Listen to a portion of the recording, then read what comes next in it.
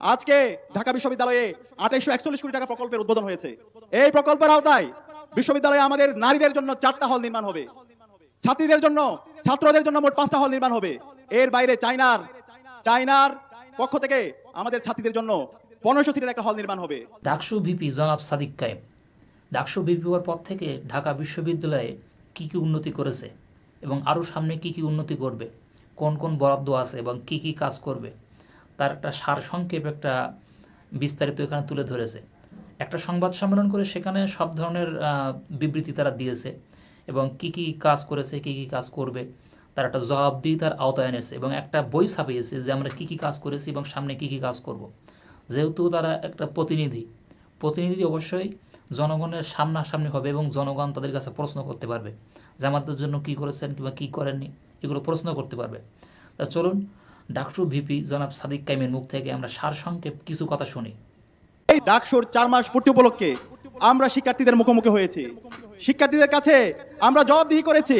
দায়িত্ব গ্রহণের 4 মাস পর আমরা কি করেছি সেটা আমরা বাংলাদেশের সকল নাগরিকদেরকে দেখিয়েছি। 4 মাসের মধ্যে আমরা মোট 225টা কাজ করেছি। আমাদের এই সমাজের মধ্যে দুই ধরনের নেতা দেখা যায়।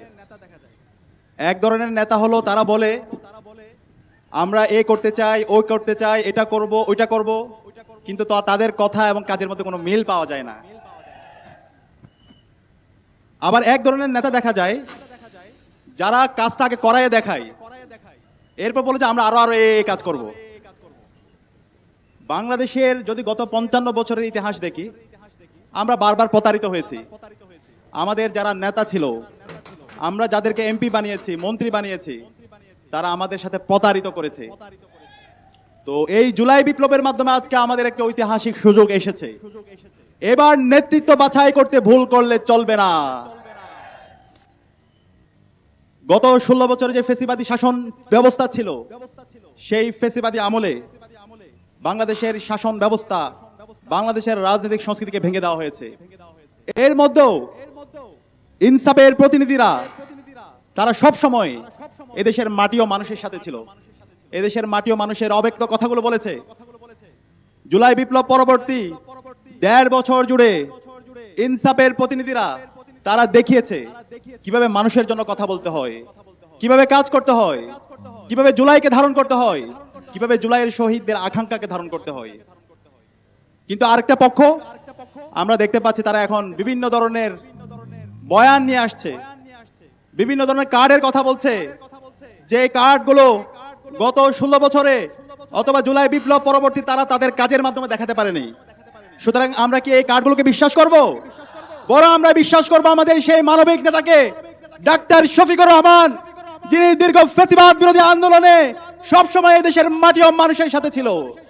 যখন সিলেটে বন্যায় হয়েছে, যখন বাংলাদেশে কোনো দুর্যোগ হয়েছে, ডাক্তার শফিকুর রহমান এদেশের মানুষের জনতার কাতারে নেমে এসেছে। এই ধরনের আমাদের মানবিক নেতা দরকার, যারা তাদের কাজের মাধ্যমে করিয়ে দেখিয়েছে। জুলাই বিপ্লব পরবর্তী সকল শহীদ পরিবারের কাছে যাওয়া, শহীদদের আকাঙ্ক্ষাকে ধারণ করা, শহীদদের স্বপ্নের আলোকে নতুন বাংলাদেশ বিনির্মাণ করার জন্য তারুণ্যকে সাথে নিয়ে পথ চলা, সেটা আমরা ডাক্তার শফিকুর রহমানের কাছে দেখেছি। আমাদের সেই ধরনের নেতৃত্ব দরকার। আমরা আজকে দেখতে পাচ্ছি বাংলাদেশের তরুণরা তারা ইনসাফের পক্ষে অবস্থান করেছে। বাংলাদেশের তরুণরা ইতিমধ্যে ঘোষণা দিয়েছে এবং সর্বপর্যায়ের নাগরিকরা তারা বলছে তারা ওই মানুষদেরকে ভোট দিবে, ওই প্রতিনিধিদেরকে ভোট দিবে যারা 3টা বিষয়ে তাদের অবস্থান পরিষ্কার করবে। এর মধ্যে 1 নম্বর হচ্ছে যারা জুলাই বিপ্লবকে ধারণ করে এবং যারা সংস্কারের কাজে যারা সহযোগিতা করে, তাদেরকে বাংলাদেশের জুলাই বিপ্লব পরবর্তী তরুণ প্রজন্ম এবং সর্বপর্যায়ের নাগরিকরা তাদেরকে ভোট দিবে। দ্বিতীয়ত, যারা চাঁদাবাজি, টেন্ডারবাজি, মাতন্ত্র দন এবং সন্ত্রাসের বিরুদ্ধে জিরো টলারেন্স নীতি ঘোষণা করবে, তাদেরকে বাংলাদেশের সর্বপর্যায়ের নাগরিকরা আসন্ন নির্বাচনে তাদের ভোট দিবে। তৃতীয়ত, যারা তাদের কথা এবং কাজের মধ্যে মিল রাখবে, যারা তাদের প্রতিশ্রুতি ঠিক রাখবে। আমরা দেখতে পাই বাংলাদেশ জামাত ইসলামী জুলাই বিপ্লব পরবর্তী 1.5 বছর জুড়ে তারা দেখিয়েছে কিভাবে মানবতার জন্য কাজ করতে হয়, কিভাবে কথা এবং কাজের মধ্যে মিল রাখতে হয়। এবং আমরা আমাদের জায়গা থেকে আমরা দীপ্ত কণ্ঠে বলছি, আমরা যখন ছাত্র সংসদ নির্বাচন করছিলাম আমরা বলেছিলাম আমরা শিক্ষার্থীদের কাছে যে কমিটমেন্টগুলো দিচ্ছি প্রত্যেকটা কমিটমেন্ট আমরা বাস্তবায়ন করব এবং তার চাইতে আমরা বহুগুণ বেশি কাজ করব। এবং আমরা বলেছিলাম আমাদের এই বিশ্ববিদ্যালয়গুলোকে আমরা এক একটা একাডেমিক ইনস্টিটিউট বানাবো, যে বিশ্ববিদ্যালয়গুলো গত 54 বছরে অথবা প্রতিষ্ঠার পরে এক একটা কনসেন্ট্রেশন ক্যাম্প তৈরি করেছিল, শিক্ষার পরিবেশ নষ্ট করেছিল, সেই বিশ্ববিদ্যালয়কে একটা পূর্ণাঙ্গ একাডেমিক ইনস্টিটিউটে বিনির্মাণের জন্য আমরা আমাদের লড়াই সংগ্রাম জারি রাখবো। সেই আলোকে আমরা শিক্ষার্থীদের কথা রেখেছি। আমরা শিক্ষার্থীদের কাছে রেগুলার নিয়মিত জবাবদিহি করছি। আপনারা দেখতে পেয়েছেন ডাকসুর 4 মাস পূর্তি উপলক্ষে আমরা শিক্ষার্থীদের মুখোমুখি হয়েছি। শিক্ষার্থীদের কাছে আমরা জবাবদিহি করেছি। দায়িত্ব গ্রহণের 4 মাস পর আমরা কি করেছি সেটা আমরা বাংলাদেশের সকল নাগরিকদেরকে দেখিয়েছি। 4 মাসের মধ্যে আমরা মোট 225টা কাজ করেছি।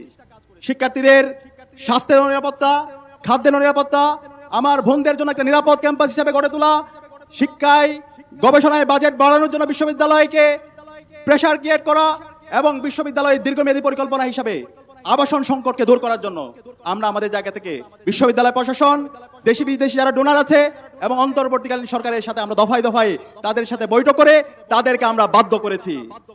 আজকে ঢাকা বিশ্ববিদ্যালয়ে 2841 কোটি টাকা প্রকল্পের উদ্বোধন হয়েছে। এই প্রকল্পের আওতায় বিশ্ববিদ্যালয়ে আমাদের নারীদের জন্য 4টা হল নির্মাণ হবে, ছাত্রীদের জন্য ছাত্রদের জন্য মোট 5টা হল নির্মাণ হবে।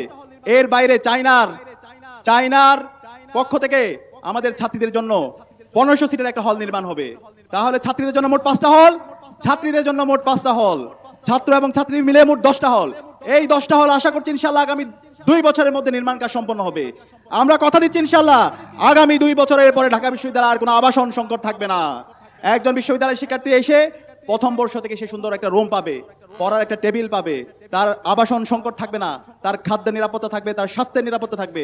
বিশ্ববিদ্যালয়ের যে মূল কাজ জ্ঞান অর্জন করা, জ্ঞানের প্রতি শিক্ষার্থীদের উদ্বুদ্ধ করা, গবেষণা করা, বিজ্ঞান প্রযুক্তি শিল্প সাহিত্য সংস্কৃতির মাধ্যমে বাংলাদেশকে সারা বিশ্বব্যাপী নেতৃত্ব দেওয়া, সেই ধরনের একটি পূর্ণাঙ্গ একাডেমিক ইনস্টিটিউট আমরা বিনির্মাণ করবো ইনশাআল্লাহ।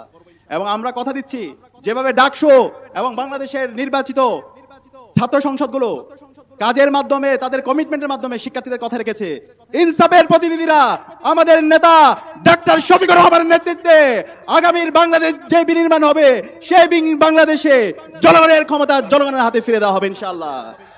ডাক্তার শফিকুর রহমান আপনাদের ছেড়ে যাবে না, আপনাদের কাছেই থাকবে। ডাক্তার শফিকুর রহমান আপনার যে অব্যক্ত কথাগুলো আছে সেই কথাগুলো বলবে ইনশাআল্লাহ।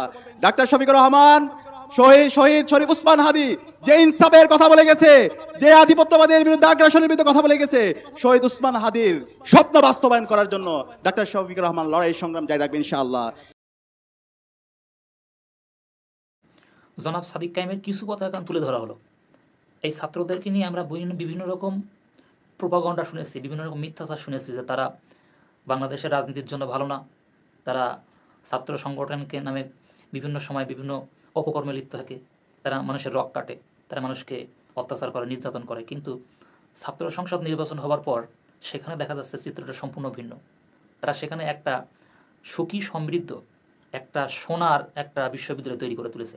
সেখানে ইহুদি হোক, খ্রিস্টান হোক, অন্য ধর্মের মানুষ হোক, সবাই তাদের কাজে খুশি, সবাই যে যার মতো করে তাদের দায়িত্ব পালন করতেছে এবং সবাই তাদেরকেই বলতেছে যে এই ছাত্র শিবির যদি আরও আগে আসতো, আরও 55 বছর আগে যদি তাদের হাতে দায়িত্বটা তুলে দেওয়া হতো, এই ডাকসু বিশ্ববিদ্যালয় সোনার বিশ্ববিদ্যালয়ে পরিণত হতো এবং তাদের কাজে কর্মে সবাই খুশি, সবাই তাদের কাজে কর্মে খুশি। তো খুশি তাদেরকে নিয়ে বলতেছে যে এই ডাকসু বিশ্ববিদ্যালয়ের ছাত্রদের কাছে আমরা নিরাপদ, তাদের কাছে আমরা নিরাপদ। বিশেষ করে আমার মা বোনেরা, সেখানে যারা আমার বোনেরা আছে তারা বলতেছে যে এই ছাত্র শিবিরের কাছে আমরা বেশি নিরাপদ, অন্য ছাত্র সংগঠনের কাছে আমরা যতটা নিরাপদ না ছিলাম তাদের থেকে 100 গুণ বেশি নিরাপদ এই ছাত্র সংসদ ডাকসু ছাত্র শিবিরের আন্ডারে যারা আছে তাদের কাছে আমরা বেশি নিরাপদ।